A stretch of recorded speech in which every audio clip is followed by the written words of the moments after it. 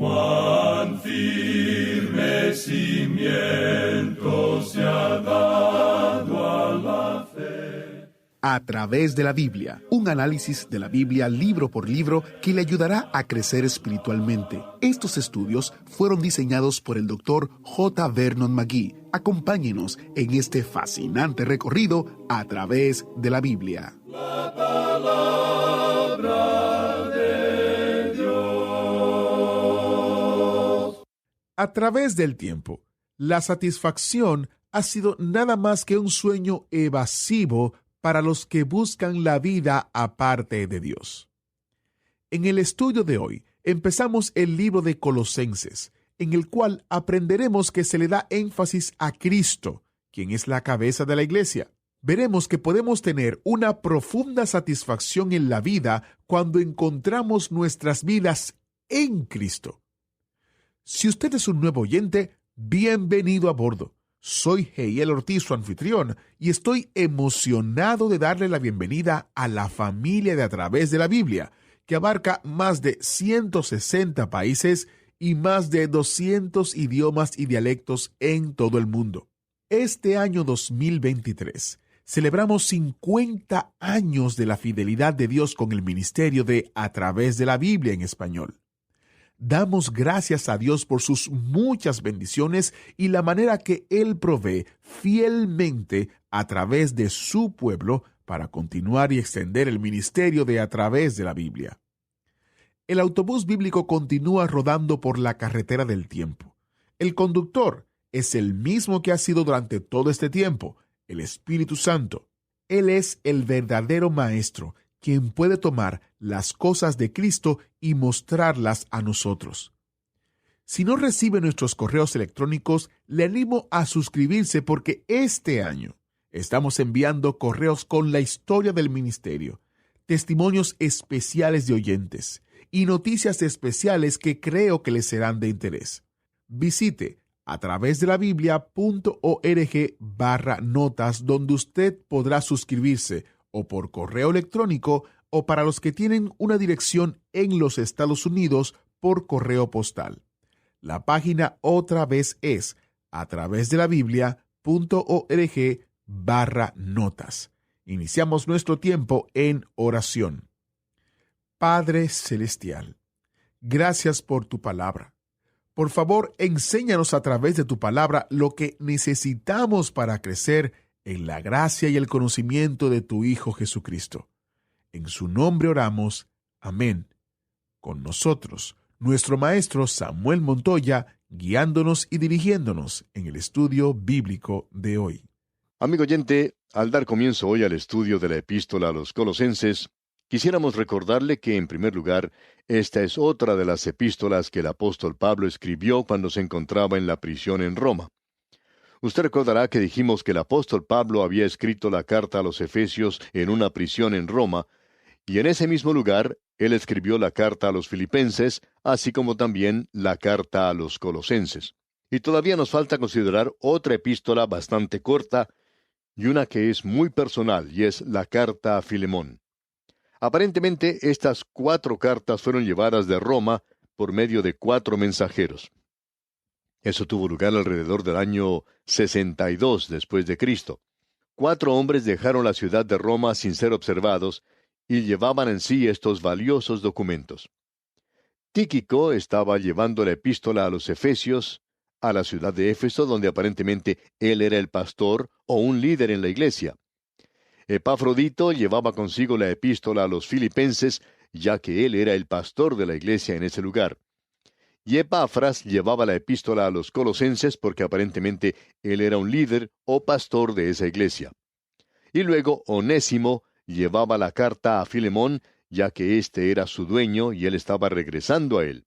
Así es que tenemos que estas 4 epístolas están unidas y en ellas encontramos la anatomía de la Escritura. Tenemos, según nuestra opinión, en la carta a los Efesios, a la iglesia misma, lo que es el cuerpo de Cristo. En la carta a los Colosenses, que vamos a considerar de ahora en adelante, se le da énfasis a Cristo, quien es la cabeza de la iglesia. Y luego, en la epístola a Filemón, podemos observar a la iglesia andando aquí. Y allí tenemos entonces la experiencia cristiana. Entonces, en la epístola a Filemón podemos observar a la cristiandad en acción. Allí es donde podemos observar las cosas en el andar diario. Y uno puede observar allí que esto obraba en una sociedad pagana. Bueno, estos 4 documentos han sido llamados la anatomía de la cristiandad. Y estamos de acuerdo con eso. La llamaríamos la anatomía de la iglesia. Estos 4 libros pertenecen el uno con el otro. No creemos que haya 4 documentos más valiosos que estos. ¿Ha pensado usted alguna vez, amigo oyente, que si usted tuviera en sus manos hoy estos 4 documentos, de la manera en que Pablo los escribió, tal cual salieron de su mano, usted probablemente podría obtener el precio que quisiera por ellos y usted tendría la riqueza de un rey? Bueno, nosotros consideramos el valor de esto no basado en el dinero contante y sonante, sino que el valor espiritual de estos libros no se puede calcular en términos humanos. A manera de introducción queremos decir varias cosas en cuanto al lugar al cual fue enviada esta carta, Colosas. Colosas se encuentra en la misma zona donde está la Odisea y donde también se puede ver a Hierápolis. Si usted tiene oportunidad de visitar ese lugar, puede ver las ruinas de la gran iglesia que estaba en la ciudad de Colosas. Uno no ve en realidad la iglesia, sino que puede observar las ruinas de la ciudad. No había edificios como tales en aquel tiempo, y sabemos que los creyentes se reunían en el hogar de Filemón. En esa zona existía una gran civilización y también una gran población. Era lo que se puede considerar una puerta, llamada la Puerta de Frigia. Era la puerta al oriente, al este. Y allí se reunía el este y el oeste. Y aquí es donde el Imperio Romano trataba de dominar al este y ponerlos bajo su poder. Era una ciudad fortificada, lo mismo que la Odisea, lo mismo que Filadelfia, Sardis, Tiatira y también como Pérgamo. Estas eran las grandes ciudades de defensa contra invasiones provenientes del oriente. Pero cuando uno llega a la época del período del apóstol Pablo, el peligro ya ha sido superado porque el Imperio Romano estaba en control de casi todo el mundo en esa época. Así es que estas personas se entregaron a un paganismo y a una gran inmoralidad en aquella época. Y la ciudad de Colosas era una ciudad típica de aquel día. Según los informes en existencia, Pablo nunca visitó esta ciudad. Ahora, ¿por qué no visitó Pablo ese lugar? Bueno, Pablo entró a la zona por el norte de Colosas. Él aparentemente no pasó a través de las puertas de Frigia. Él pasó por Sardis en el camino romano que se encuentra en esa zona, y esa aparentemente fue la forma por medio de la cual él fue hasta Éfeso. Pablo nunca estuvo en la ciudad de Colosas, y sin embargo, él fue quien fundó la iglesia de ese lugar. Ahora, este hombre, Epafras, aparentemente era el líder de esa iglesia, y bien puede haber sido el fundador directo de la misma. Pero fue Pablo quien fundó la iglesia de la misma manera en que fundó la iglesia en Roma. Él tocó las multitudes de personas en el Imperio Romano que gravitaban hacia Roma, y estas personas formaron la iglesia. Ahora existe la posibilidad de que Pablo haya ido a la Odisea, pero dudamos eso seriamente. Él sí fue a Éfeso, donde enseñó en la escuela de Tirano por 2 años. En realidad, él estuvo en Éfeso por 3 años. Y uno no puede apreciar todo esto sino hasta cuando uno puede visitar ese lugar y ve la tremenda civilización que existía en esa zona. En realidad, la cultura del Imperio Romano estaba allí. Ya no estaba en Grecia. Grecia se había deteriorado y la filosofía y su cultura también se habían deteriorado. Pero era algo viril en lo que hoy llamamos Asia Menor o Turquía, como se le llama específicamente en la época presente. Así es que en esta zona fue donde Pablo realizó su gran obra junto con sus ayudantes. Con él se encontraban allí, por supuesto, Juan Marcos y Bernabé por cierto tiempo. Luego tuvo con él a Silas y también a Timoteo, y aparentemente otros de los apóstoles se unieron a él. Juan llegó a ser el pastor de la iglesia en Éfeso más adelante, y obviamente fue sepultado en esa zona. Bien, esta era una zona bastante grande, y también era una zona grande para el paganismo. Las religiones misteriosas se habían establecido allí. Ya existía por esa zona una actitud y tendencia religiosa filosófica conocida como gnosticismo, y había una secta de este grupo en Colosas. Esta fue la primera herejía de la iglesia. Había varias formas de gnosticismo. La representada en Colosas era de los escenos y existen 3 puntos de identificación. Ellos tenían un espíritu exclusivo. Ellos eran los aristócratas en la sabiduría. Ellos pensaban que ellos eran el pueblo. Ellos tenían el conocimiento en una botella y en sus manos tenían la tapa para la misma. Esa gente pensaba que tenía el monopolio de todo eso. Y como resultado encontramos que ellos se consideraban superiores en el conocimiento y que tenían que conocer más, por supuesto, que cualquiera de los apóstoles. Así es que Pablo presenta una advertencia en cuanto a esto en el primer capítulo de esta epístola a los Colosenses, versículo 28, donde dice: a quien anunciamos, amonestando a todo hombre y enseñando a todo hombre en toda sabiduría, a fin de presentar perfecto en Cristo Jesús a todo hombre. Ahora, la perfección no se encuentra en un culto o en esa clase de cosa. Se encuentra en realidad en el Señor Jesucristo. Y si nosotros tenemos sabiduría, la tenemos en Él. El segundo punto en cuanto a los gnósticos de esa zona, los escenos, es que ellos tenían dogmas especulativos en cuanto a la creación. Decían que Dios no creó en realidad el universo directamente, sino que Él creó a una criatura, quien a su vez creó otra criatura, y que esa criatura creó otra criatura, y que Cristo era una de las criaturas en esa larga serie de la creación. Y eso era lo que se conoció en la filosofía panteísta griega como demiurge. Quizá usted haya oído mencionar esto con anterioridad. Y luego existe otra señal que identifica a este grupo. Sus prácticas éticas eran el ascetismo.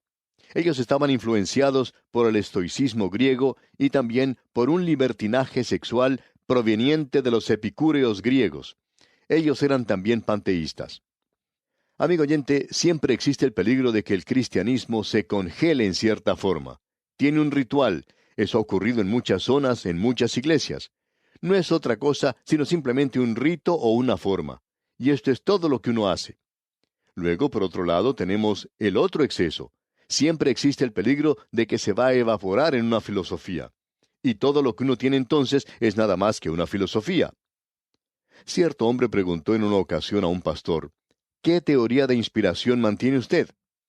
Y el pastor le respondió: no tenemos ninguna teoría de inspiración. Mantenemos simplemente que la palabra de Dios dice que es la revelación de Dios, y eso es lo que creemos. Y eso no es ninguna teoría. Ahora hay ciertas teorías de inspiración, y este es otro peligro. Existe el peligro de congelarse en cierta forma o estilo, y también el de que se evapore. Por un lado, tenemos a las iglesias ritualistas. Y por otro lado, se encuentra el liberalismo, y eso ha llegado a ser nada más que una filosofía con esta gente. Usted recuerda que el Señor Jesucristo dijo: yo soy el agua de vida. Bueno, Él no dijo: yo soy el hielo de la vida.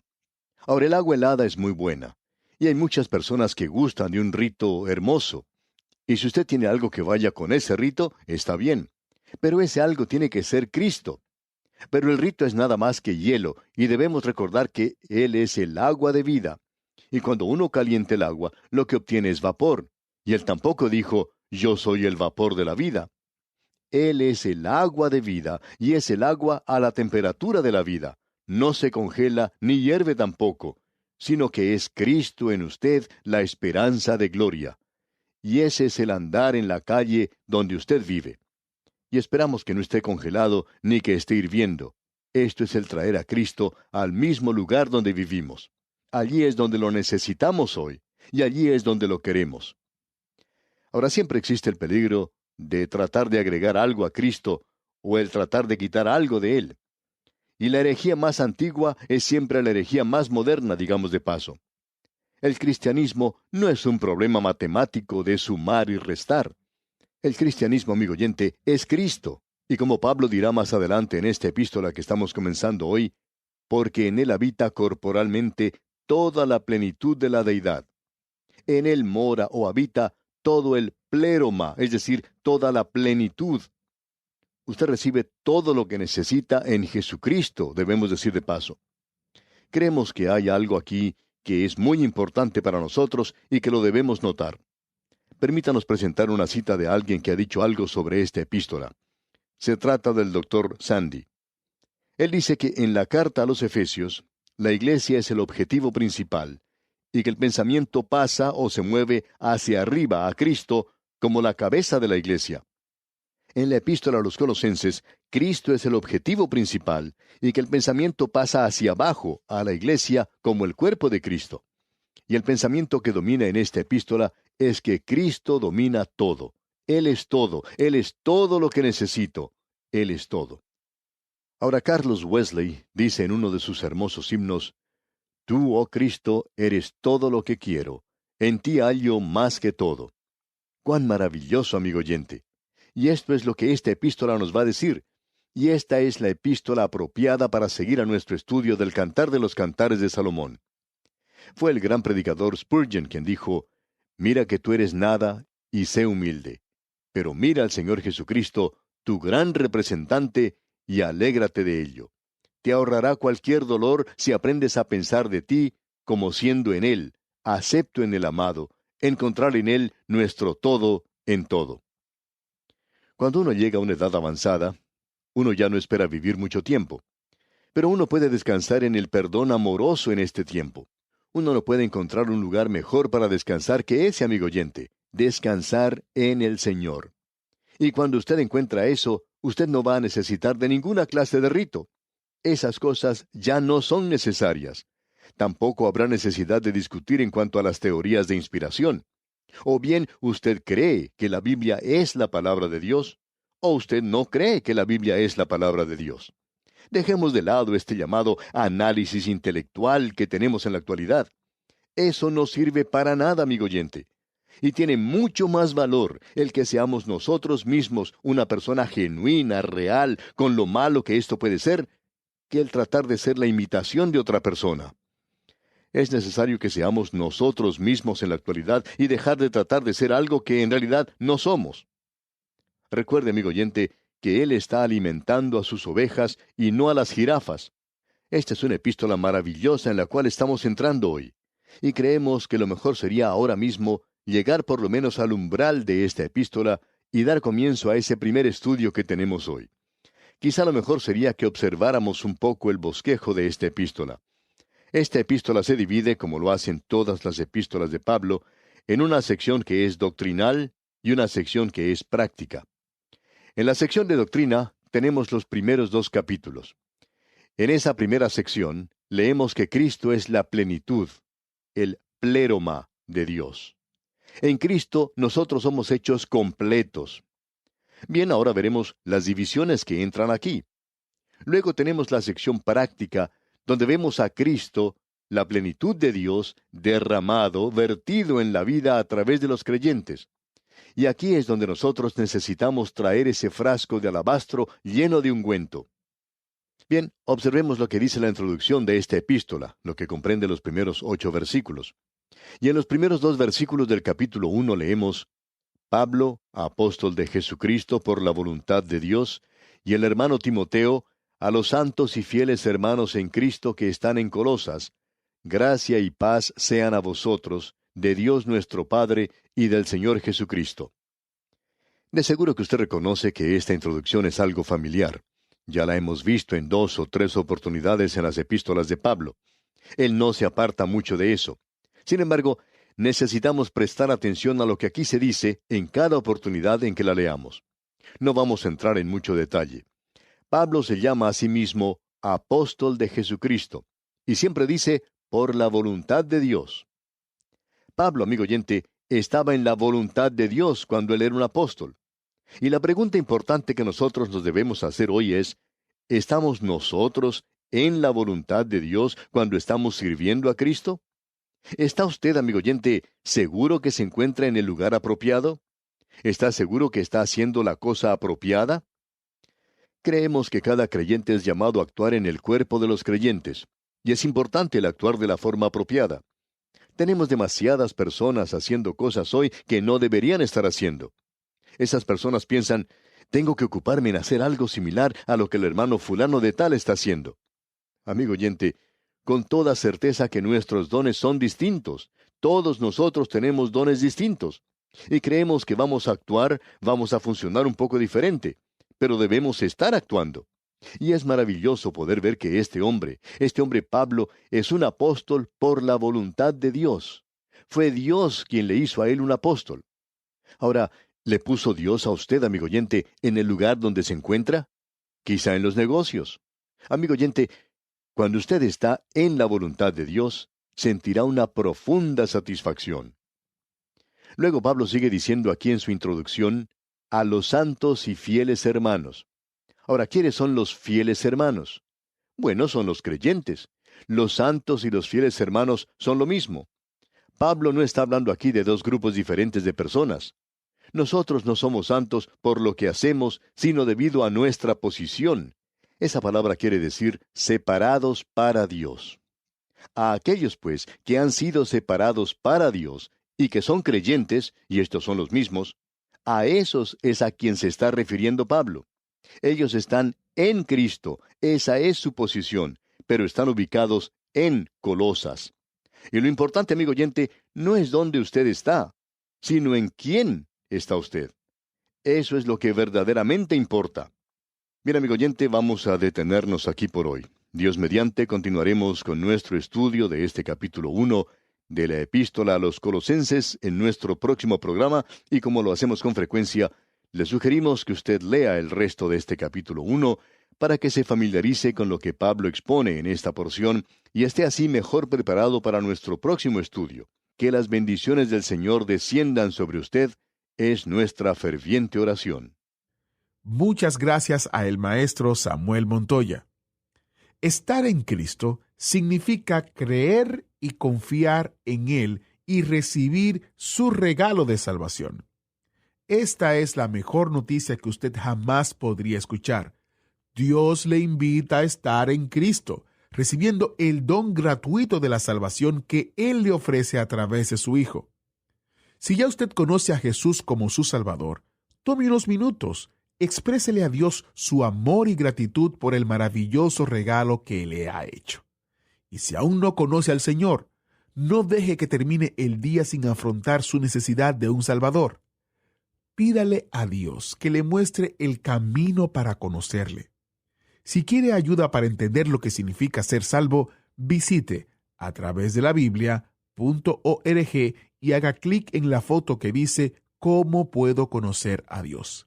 Hemos recopilado algunos recursos del Dr. Magee que le ayudarán, y también hay un breve video que explica qué significa estar en Cristo. La página otra vez es a través de la Biblia.org y haga clic en la foto que dice ¿Cómo puedo conocer a Dios? Aquí en A través de la Biblia, damos gracias a Dios todos los días por el privilegio de compartir con el mundo acerca de Jesús, su muerte en la cruz y su resurrección que hace posible nuestra reconciliación con el Dios Santo. Soy Heiel Ortiz y si Dios lo permite, estaré con usted en una próxima entrega de su programa A través de la Biblia, guardándole un asiento especial.